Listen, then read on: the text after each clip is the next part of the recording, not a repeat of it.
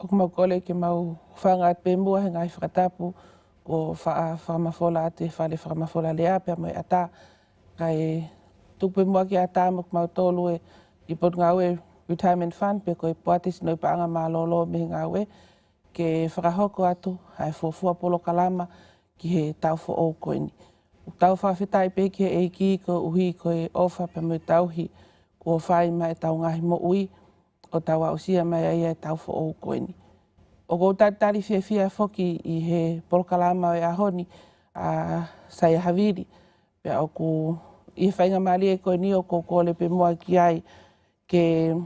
whaiange mua ha whakamatala ke tu unga nea o mai ki ai e sino i paanga i he tau ko o si o mai ki a whaka o si pe a kamata ia mai ai e tau fo o koe ni. Malo au pito saia. Malo apito ofa, ko kore pe mua ke uwhanga te talawhatap ko toa pe ku osi o toa whaki. A tā pe mua ko e whainga maari koe ni ke whai e polo kalama koe ni i he whiawhi whakolo koe ni. Ange pe koe ku kamata ke polo kalama ko tui kau me mipa tau whawhtai ko toa pe ki o tua. Ko hui koe tau me whakolo o whai nasia ke tau mo ui, tau te au sia e kamata anga o e tau fo o koe ni. Ange pe koe ku mea i koe sinoi pā ngā fo koe sino ngā ue ia o e poate pure pe koe sinoi pā ngā malolo a poate. Pe kong nau tolu nau whahoko e ngai whatungia ko toa pe. Ai koe tūnga ko kia sinoi paanga, a umai ke ahatou taha tise ma. Whalufua e tūnga whapaanga, wa umai eni ki he paanga e te au 5 miliona. Ai koe ka atoa ia ngai mahu inga ko toa e koloa pe mga investment ko toa pe a poate. Wa umai ke ahatou taha tise ma kui he taha te au 5 miliona. Ai koe tūnga koe ki he kau me mipa, koe whalufua, koe a umai koe ki ai, kua wen ki toko kau me mipa e toko nima ngeau. Tolu ngea ua wha, nau tolu e lolo tonga ngāwe i he ngāwe whapureanga, pe he whoki ki he taumalu i whonua, pe koe ai nea whio, ai koe nau tolu e kau me mipa, pa koe tūnga maalu ngai ni wau ke tūnga e kau me mipa, i he talu e kamata mai poate me hiwe hiwa, na toki iau ke nima whe i he wawhe taha nima, pa ko kei tauhi mai ai pēne tūnga koe ia, pa ko whawhiawhia au pito whoki ia, koe ne tokolahang whau kau me mipa, koe ne lahi angeia, ai paanga tātānaki, pa ko lahi angia kakai o ku lava o mau, pe kawa i he sinoi paanga, ko hui whoki he whainga maarie ke aha te nau māloloi pia me ngāwe. Ko kei hoko lelelele, lelei pia ngai whatungia ko toa pe o ai sinoi paanga, tau te whito ki ono whatungia ke kau me mipa, ai tataki he ta whakon cooperation, ai ko hange pe kou mu mea i kau me mipa, ki he ngahi manu ia mālolo pia me ngāwe, pe he whoki wai me ta whakon ki he ki proklama no, ai aku hange pe mo mea i fa nga pe le ko slis pe mo hilisi pa ku okulele le pe ngai fo fatongia ko ya me me ko i he toko ni mangi au me ko pesete val fai o mo tole ka me mi pa nau kau i he proklama no ai ku kau e tunga fa fie mari au pito imagino pe ai toka ngai kina proklama pe mo toko ni foki proklama ki kau me mi pa hange ko tau mo ai poate e taim tau pe foki o kau foki proklama investment e poate i ngai fo fatongia ko tope ko be fatonga e poate ai ku ka to ai kau me mi pa lau toko ni mafi tonga wa fa ko ni me ko pesete ni mafai ko ka kai tangata pa ko pesete fa ono kai fifini mai no pe ki to la yang pe ai kau me mi pa ko ka kai tangata ko wai pe fatonga ko to ta ko ku malunga ta ngai monu ia wa ke over he panga tol kilo tupu pe aku me ko avarisi ko wa kilo faman ai ku fa fie mari ni time ko oksio ai poate fa fe ona ki pasifiki atu nga ku ai pe ko avarisi ko ta motu ko ka nga we o ki ta tol valu ai ku me to ta we tol wo ki he ka nga we pa to ki ausia ta malolo me nga we fo ko ta ono ngofulu ai oksio pe poate u ke ma pe ai pore ko ia time ta tau o ku kei matuatua whiunga pe e kau me mipa, ko hiki whai ngā ue ko eni ki he langa sinoi paanga ku tūloa pe taim tatau pe whoki o tutupe mo lalaka. Whatatau ke ngai tūtūni ngā ue ai poate. E koe tūnga whahoko whatongi ai, e kulele lei pe, tūnga whaanga kei mālohi a pito pe i, hange pe mo mea i, me mei he tau kotoa pe ku avarisia pe se te hiva, ai tupu ai sinoi paanga he tau kotoa pe. E koe au men ke te au anonima e tau taha tisema, koe tāketia i he palani ke au te au whitnoa e au ke au tau noa suni. E ku kei mui i atoe pe e palani koe pe maino pe e au sia tūnga pe i he tokolahe kau me mipa, pe alahe ange paanga tātāna ki, po contribution ai kau me mipa, ai koe pe se te nima whoka me mipa, pe se te hongo fulu ai ai pureanga o tātana ki mai ke au ke a koe te nau malolo ai pe me ngau ko wa pe foki o ngai fatongia te fito sinoi panga ko fatongia ko ke investment ange pe ko ia ku fa matala tu pe i ngai polo kalama ki moa ko i tau tolu ki mu ku osi me ko pore la hita hai ni a poate ai mahino ko atakai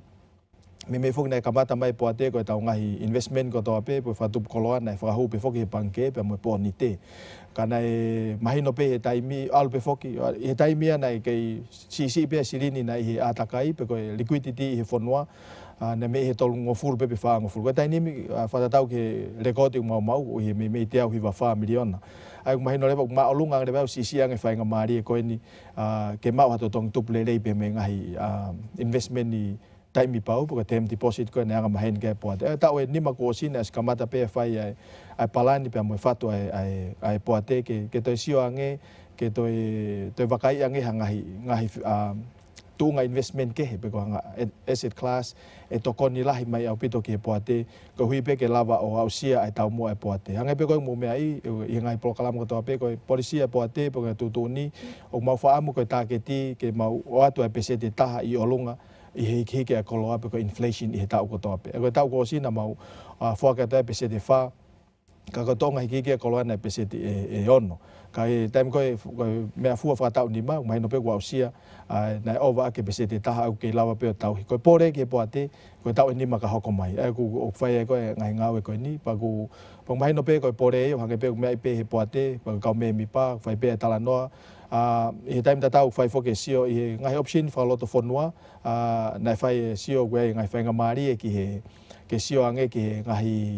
totong inasia ka ta pureanga pa ke fai pe ngau ke fai ha invest ka ke no pe foke sio ke mai no pe ku i ku ho pe mo tau pe mo ngai tutun ngau ka ma foke ala ko tu ke tai ni mina o si tau ua ko si na fai pe tutun e poate ke fai ngau ke te fai ange sio investment ki ai ngau fra investment ni ke sio ki tu apure anga pa na fai ngau la ke he tau e ua ko si aku wa men ke tu nga na fai sio e poate ke ngahi atakai o tu apure anga pe fok falot fonwa pe mo fa am ko ke ausia ai target ko pe se te taha i olunga tu tu po e koloa e hike e koloa pe ko tu nga na ke ai na tal le poate fai ngau ko ya pe e mai na ko si na tal mai tal le ke fra hua tu tohikore ki he National Reserve Bank porque pode pange pure a tonga que na te sio fiange ke sio ange fa tau pe ke lau pau pe ke foa ngai tutun ko to pe investment ke pange pure pa ko tunga fa ta ni mina fai pe no vakai o sio ke ngai investment ni ki to pure anga pe na fa sio ke pa ko atu ki pange pure ka tem tau pe fa no sio pa ko ne mau pe ngai palan pe mo foto tu ko ya mau to lere mai pe fo ke atik mo tolu ka mai ka fo fonga me mi pa fo ke fa matala ke tunga pe mo atakai mai no pe ke poate ko pole la ita haia i tau te fito ki tunga ngau na tau fononga mai moia na me he conservative pe tunga pe fo ke fa pau pe kai ke no fo pe i mai pau pe mo malu ka taimi fo ko nga ko i atakai ki malu nga ki ke koloa o ova nge pesete ni ma hange pe ko tutu ni ai panke pure pa fai le vai ai pore ko ki ai poate ke to sio fa tau ki ngai investment fa lot fonwa gwe pore ai pe lava ma ka ha fainga atakai e ke ne mai ha investment pesete e ono pe fitu hange ko appetite pe ko fa amo ko poate e ko pore fai ko tai ni mi pa fai sio ki to pure anga ke sio ange pe ha fainga mari ngai investment ni ki offshore kai time ta tau pe fo fa ambe poate ke no fo pe i loto i he risk appetite pe ko i he tunga ko fa ambe poate fa tau ke lao pe mo tu ni ngau e fo ke policy ngai fatongia ko ia ko pore lai ta hai hange pe fa matala atu lava pe fo fatongia ka mai investment ko ngai fatongia ia me ko focus ia pe ko no foi ia poate i ngai tau e ua ko mariwa tu ko no fo pe siofi ha fa ka fonga e to lele yang ko hike mau hatu tong topu feunga ke tu foto fat ma motor ka me mi pa ai e ta fak pe ka nga we hange pe mo me ai o ka fo ke e policy ma winga bete poate teu e ka nga we e ko winga pe fo ka atakai hange pe mo me ko atakai ko snoi panga ko atakai o feliuri wak e fa ambe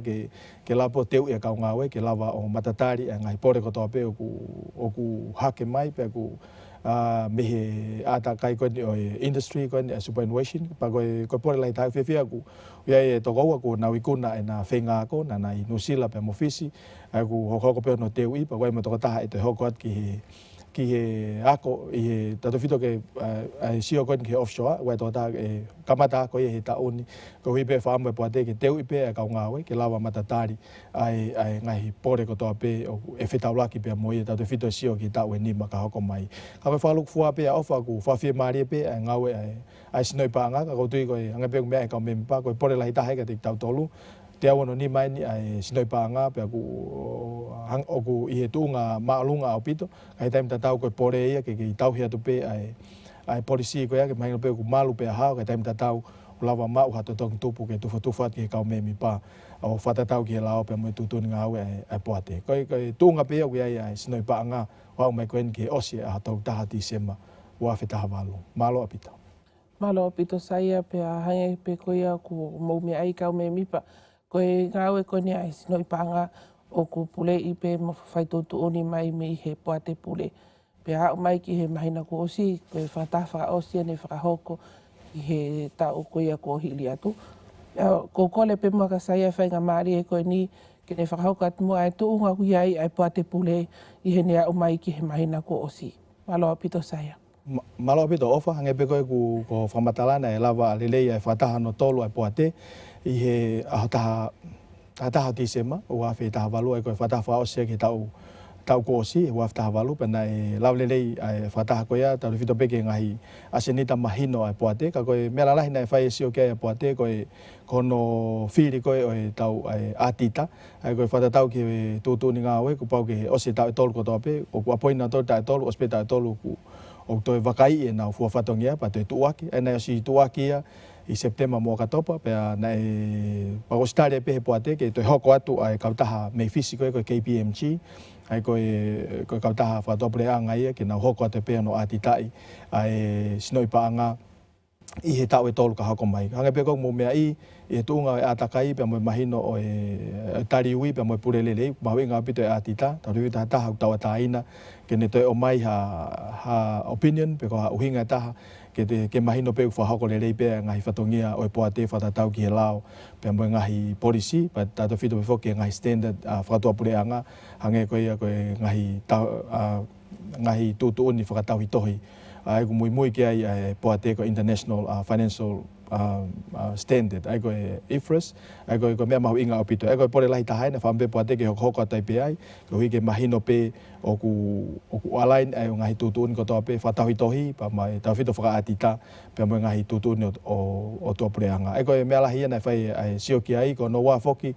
o ye mai na no ko to pe fai sio poate ke tunga ku ai ngai pore pe ko risk ai ko mahino pe i tunga ko ia na sio la he poate ke ngai pore la ta ai te mo mahino pe appetite pe ko atakai ko ku ia ia poate pa ko mahino pe wa ngai risky pe ngai pore fampe poate ia ke ua pe na hoko ta fito ke ngai me fu fatongia nga mahini operational ngai me fa pa nga ko ngai fatongia ko ki ICT ke mahino pe ku ia ngai internal control pe ko ngai system fe unga ke ne lava pure ke ua na hoko ngai pore ko ia ke hanga wesia ai atakai o poate ai ko me ala hina fai sio ki ai pe fo na fai sio ki he fa unga pure ta fito pe i he fata na ka ke ka poate mahino o pore ia pito i sino ngawe fa sino pa anga ai me ko ai falala anga po trust anga pe ko mo me ai fa matala tu foki ka me mipa ko natula foki ta ngawe ko me i he lau mari o trust pe ko fe falala aki ak mahino ko mo tolu ka me mipa ka mai pure anga na o mai mo panga tata na ki ke poate ko sino no tolu ia ke fai ono tauhi pe mono investment ke toke au ke tau ko te mo ono fulo pe malo pe me ngawe o ma o atu ai ngai monu ia malo lo ke ngawe anga pe mo me ai ka pa ko tau tol valu ai avadisi tau ai ngawe me me ko tau ia woa kai ki to siang e woa ma tau hia seniti ang ma winga pito ia ki he poate ke mahino falala anga au pito anga hi tutuni ngawe ka mai ngai fonga ngawe ko to pe ma o ku fa hoko ke ngawe ko hi ke mo ngo ipe o ku malu pe hao a mo seni tata na ki time ko mai ki poate sinoi panga malolo ai ko me la hena fai ke sio poate ta de fito pe ko wa afta val ta hiva ko osia a planning cycle ko me tau tol ko si ai ko time ne sio ko ki tau tol ko ha ko mai ku kamata leva ki sio po ate ki ha ka fainga framework pa ko atakai ke lava fatu ha palani ko hi ko tau tol ko ha ko mai ai ko o ngā wela hina whai sio ke po ate pa una ngoi pe o ku ke mau pe tu unga ko falala kai time tatau ko pore ia ke tik mau tolu fa ko fatongia ke mai no ku ke tau hi pe ai falala anga ko ia ko hi ke lava pe ke ngoi he ka me mi pa o ku malu pe hao ai ngai ai panga malolo pe time tatau ko na panga tatana ki o ku i atakai pe o malu fe unga ko hi ko a ko te mo malolo e mi nga we ta ono fulu pe ko te ia te hinga nge o ku mai no pe ku o atu ai se ni tu tau pe mo fe unga he pore ko e ko me la hina fa sio ki ai ko no fra si foki na fai foki ai nga we la he po ate ta fito ki fo fatongia mo tu ani ono siofi ai tau ko to pe foki pa we fai ai ono review a performance appraisal ai ko osi tau fa panga i o to pe tau ko to pe fa sio ke committee pa mai no pe no vakai no pe pe fa fi mari pe ai fa hoko fatongia mo to ani tau ko to pe au ka o pito i fa unga pure ma winga o pito ia ke sio fi pe he po ate ai fa hoko nga we pure nga we mai no pe tatau pe mo lao pe mo ngai tu uni ko to pe ko e me fa si foki na fa foki ko re mo to an ke po ate ke Poaki malolo ai ke whangata e ku area pau ngā we i ao tolu o Sanuari. E nei tari e pehe po ate ko hipe ko e ngahi uinga wha whamiri pe ke motuani ka mano whamiri. Pena e tari e he po ate ko ni ke ngata i pe ai whahok whatongia e motuani he ao tolu Sanuari. Pena ko e pore lahi tahai e mahino pe ke motuani i he ngahi ngā we ku fuesia mai i he tawene tahiwa i ngau i poate koe ni kako i he fia pe i maino kwa uke atunga pa mo atakai o ke ai faunga pure lele ka ma ai ngahi faunga ngaue o ku malo i feunga ko hi ke tataki ake poate i he tau e wo fulu pe ko tolongo fulu ka hoko mai e ko whahokat pe ke ka me pa na e tale re pe poate ai poaki malo lo mo tuani kamata i ho tolu o Sanuari o aftahiva pa ko e time tatau pe na o situa ki foki ai alakanga i siulai pe mo i September mai ki November pe na ko mo ni au mai ki hata puni ha watolo November na kai ki hata e tohi mai ki ai ki alakanga pa ko tutun pe poate e te hoko atu e leore o atu pe to kon pure ko Michael Bromfield o ia mahina e tolu o skoa pe te tuaki pe post ke whakasio hata hawhi unga ko hiki tatake atu e ngā ue hange koe whatatau ke whi mau e poate ka o maa whoke e lao pe mo ngahi whatongia ko tope e koe ngahi mea lalahia ofa nei whahoko he poate pure pe nei lava i pe i he poate pure ai whamawai pe mo motoani ko hivo koe CEO whok pe koe pure koe au sekeitari ke poate ka koe taim tatau pe ku i ke motoani ku fia pe i he tunga pe mo atakai ku au ke ai e poate i he whakalaka ka mai tunga pa mo whaunga ngā ue pa mo whaunga pure o ke tunga malo pa mo whawhia maari au pito pe au mai ke tunga koe tainimi pa utui ku koe stage 4 o enia ke te hoka tai ai poate ke te tunga u te lele yange pe me ngahi whatongia koe ni na fuesia mai motua he tau hongo furu ko osi malo apito malo apito saia pe hange koe ngongo ko ia ko osi whahoko mai i saia pe ko tautui o ku hongo maari e pe ngahi whahoko whatongia ko toa pe whahoko e poate pule kau mai sinoi paanga ia i whainga maari e koe ni o ko kei whi whamanata at pe kia ki motolu kau me mipa ai hui ko Rocky Weekend o e mahina ni o ku kei o tari pe ke mau lava angia whafono mo ngai whomu no pe ko ngai whi mau makehe ka o ku kei whai e whakahoko ai whatongia ki hono whakama opo ko ia e tau ko osi ai toki hoko atu ai whahoko whatongia e lele no molo ko ia polo kalama no ko ia o tawanga maheni ki ai. Whainga maari e whakaosi ko ni ko whetuk pe mua ki a saia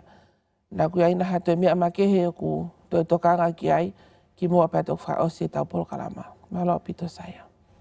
Malo apito ofa ko tui ko e whainga maari whakaosi pen ke motuani ka me mipa ka maa ki motol ko toa pe ai hoa ngāue o e poate sinoi paanga malolo ko whaampe whafunga e te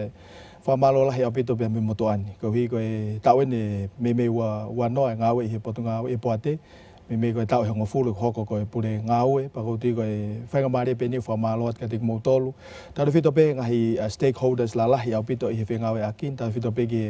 PSC ko e mango PSA ka mere amanaki mo na tolu ka mai ka na tolu ko tope na fonga i mai ngai ai ka me mi pa pe fo ke poate pure ke XA ke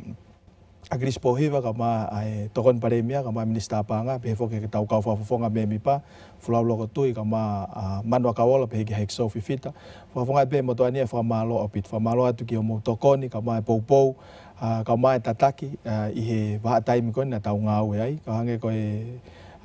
pore ko ni ku hoko mai ke motoani ka mahu ki family ka o te ko fia la pe awia ke fa malo atu e mai no ko ngawe ni ko ke ya ta hai tu to ta ko ka ngawe fo ai ko sino ko asset mahu inga pito e ngawe e ku mau to ko wa hiva fo ka ngawe e ko wa to ta hai wa pe mo to ko wa lo ku mau no fo pe to ngani ta office pa ko motoani pe fa malo ka moto ka me mi pa ko to pe mi ngoniwa pe ki wa ka pai ka ma ewa pe ki ha ke hifo pe fok mo ma lot fa ma lot ka te mo tolu i he ba time ko na tau nga we ko fa mo mo pe ka pa na ya ha fu fatongia i kai ke ho pa mo tau pa mo amanaki ko fa mo ke te mo tolu ko vai pe mo tuani ka kono mo ni ko mo tuani ko no fatongia ko fa hoko pe ai ngai tutuni a poate ka ma ai lao pe mo tutuni pe mo lao e fonua ka ko fa ka to pe ku ko fa mo molet pe time tau fa malo te va time na tau ngau e ko pe tala mo atu ke te motol ka me mipa i fo fa tongi au tau kamatani i wa fta hiva fa tawang pe mo maui mau kres ko hi ko e ngai pore ko to pe pe mo u fai mega te tau to wa fta hiva pa tau fa tawang pe tau fa kau mau pe eki mau ke koret pe e ngau anga ia a mo lotu mo hofia ko hi ko ngau ko ni fai hange ula tano ke nei mau ngai e falala pa ko falala ko mahuinga o pito ia ka kai fe unga o pito mo tau ko hiko nga we ko ni pa ko mahuinga pe ia e ka me mi pa mo tolu ko ni ma fe ka pa te mo kau pe ia kau ate ki pot nga we ni mo lot ko to pe ko tu te tau ma pe to ta fe unga ki hoko te nga we time ta tau ke ki hoko te pe fo fatongia ko fa ta tau ki ho mo fa mu pe time ta tau pe fo ke to tu ne lao pe mo ngai tu tu ko to pe fa hoko mai po te pure ai ko ia ka me mi fa malo te ngai nga we ko to pe ko tu pe ko e to ai pe ngai fatongia e ka hau ka ko me motuani fa malo atu pe mo tala mo nuat ngai fatongia ka to pe fa tawang pe ke o to ma fi mo maui mau kres e fa ka ta ko ta ngai fatongia ka to pe o gui ki tau tor ki he iki malo apito pe mo o fato malo apito sai pe ko o atai pe tala mo nu ko hui ko la ka fo o mo wi ko ko atu ki ai pe tui pe ka wa e ki he fononga o fai pe to ko ni aki mo tolu he toinga e ta ko ni kau me mi pa o fia pito ha mo ki kau ngā we ke toni ai pe mo tolu he tau fo o koe ni pe hoko atai pe tau whenga we aki. A manaki pena o ngolele atu ha mo polo kalama ko ia e fia fini ka mo mea tua whātu.